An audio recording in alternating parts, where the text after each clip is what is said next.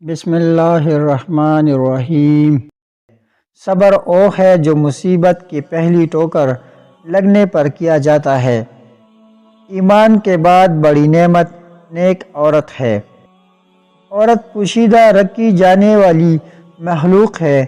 جب وہ باہر نکلتی ہے تو شیطان اس کے طرف جھانکتا ہے۔ جب کوئی عورت مرے اور اس کا خاوند اس سے راضی ہو تو وہ جنت میں جائے گی۔ عورت نماز اور خوشبو مجھے پسند ہے۔ تم میں سے اچھا وہ ہے جو اپنی عورتوں سے اچھا سلوک کرے۔ ایماندار آدمی اپنی بیوی سے ناراض نہ رہا کرے، کیونکہ اگر اس کی کوئی عادت اسے ناپسند ہو تو کوئی قابل پسند بھی ہوگی۔ اگر میں حکم دیتا کہ کوئی کسی کو سجدہ کرے تو بیوی کو حکم دیتا کہ وہ اپنے خاوند کو سجدہ کرے۔ عورت کی عزت شریف الطبع لوگ ہی کرتے ہیں اور اس کی اہانت کمینے لوگوں کے سوا کوئی نہیں کرتا۔ برے دوستوں سے بچو کیونکہ وہ تمہارا تعارف بن جاتے ہیں۔ نیک دوست کی مثال ایسی ہے جیسے مشک بیچنے والے کی دکان کہ کچھ فائدہ نہ بھی ہو تو خوشبو تو ضرور آئے گی۔ اور برا دوست ایسے ہے جیسے بٹی کی آگ، نہ لگے تب بھی دھوئیں سے کپڑے ضرور خراب ہوں گے۔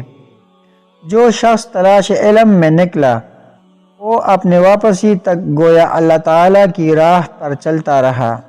ایک عالم شخص شیطان پر 1000 عابد سے سخت تر ہے، اور عالم کو عابد پر ایسی فضیلت حاصل ہے جیسے 14ویں رات کے چاند کو تمام ستاروں پر، کیونکہ عالم وارث انبیاء ہے اور انبیاء کی میراث نہ دنیا تھی نہ درہم، بلکہ ان کی میراث علم تھا۔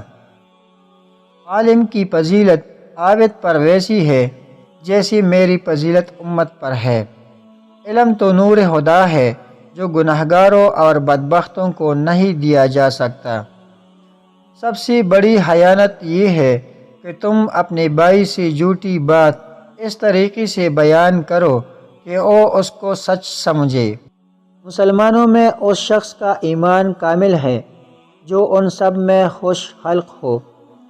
جو شخص باوجود حق پر ہونے کے جھگڑا چھوڑ دے، میں اس کا ضامن ہوں کہ بہشت کے کنارے میں اس کو جگہ دے دوں۔ اور جو شخص جھوٹ بولنا چھوڑ دے، اگرچہ مزاح اور خوش طبعی ہی کرنے والا ہو، میں اس کو بہشت کے اندر گھر دلانے کا ضامن ہوں۔